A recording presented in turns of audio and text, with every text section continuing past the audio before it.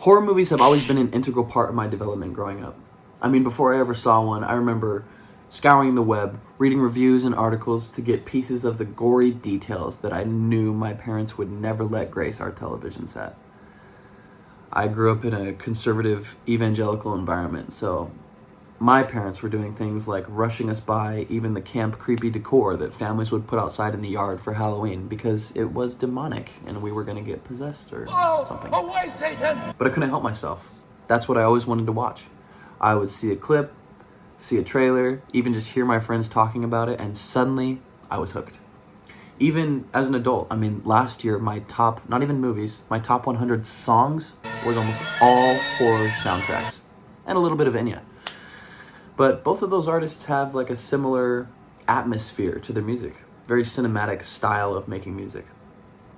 But there was one rock band that made the cut, and they've consistently made the cut since I was introduced. And not surprisingly enough, they started as a solo project for scoring horror films. I spent most of my life growing up living in the Salt Lake City Valley area. So when I was scouring the usual sources there, trying to find new music to jam, i.e. the tattoo parlor, I was struck by the atmospheric yet completely captivating sound of Provoker. The dudes at Lonely Hearts Club Tattoo were playing the group's just released debut album, Body Jumper, while Jeff Pons was doing a number on me. It was undeniably catchy music, but that wasn't the first thing that I noticed about it. The first thing that I noticed was its thick ambiance.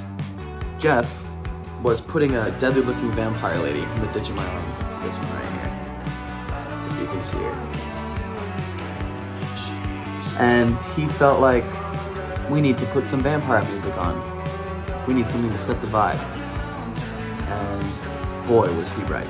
I mean, he was absolutely right. This music could not have set the vibe better.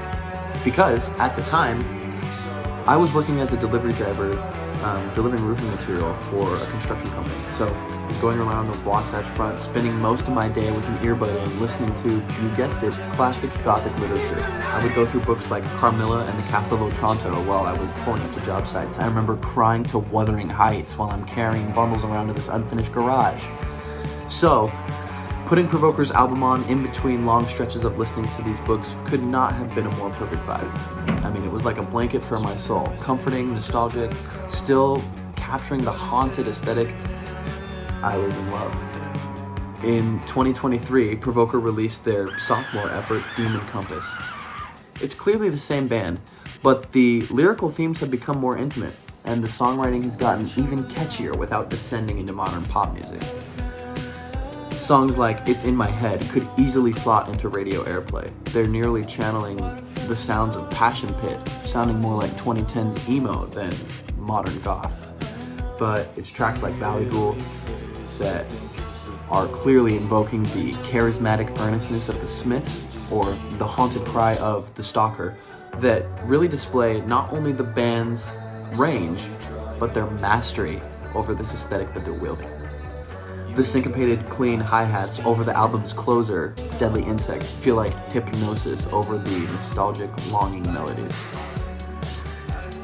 Last May, they released their most recent LP, a collaborative effort with producer Kenny Beats, known for his hip-hop production. And I will tell you, the first thing I noticed about this album was how huge the bass was. Mausoleum is filled with 11 of the biggest, boldest versions of the graveyard dance floor that we've come to know and love from Provoker. Gun to My Head feels like a walk down a dangerous dark alley, and the ensuing car chase, that drum line is lifted directly from something that John Carpenter would have scored for Escape from New York or Halloween. The title track is a broken confessional in a hazy nightclub, a whisper almost lost among the weeping synths. But it is the single, Pantomime, that undeniably stands out, and it remains some of their most transparent work yet. A fool in love with a sacrifice, an offering of the body.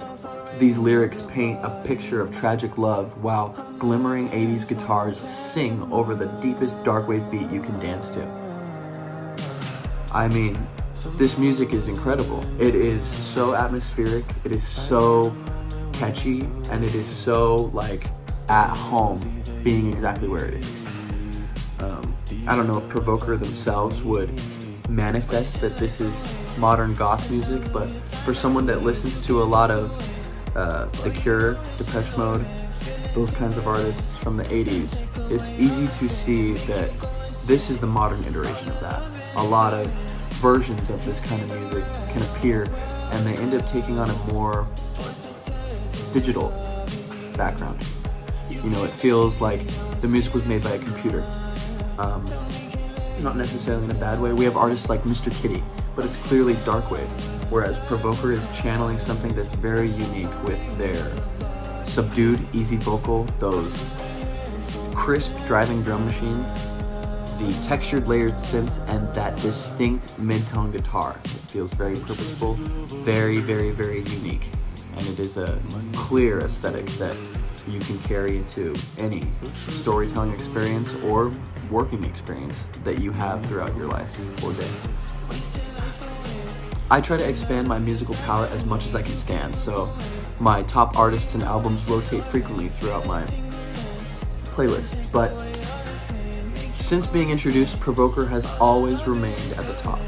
I have always come back to them, and I find myself coming back to them so organically. So, for any other vampires of the city at night looking for the soundtrack to the movie that is your life, look no further. Provoker's got you covered with one that you can sing along to. Thanks for watching. I'm Dead2nite.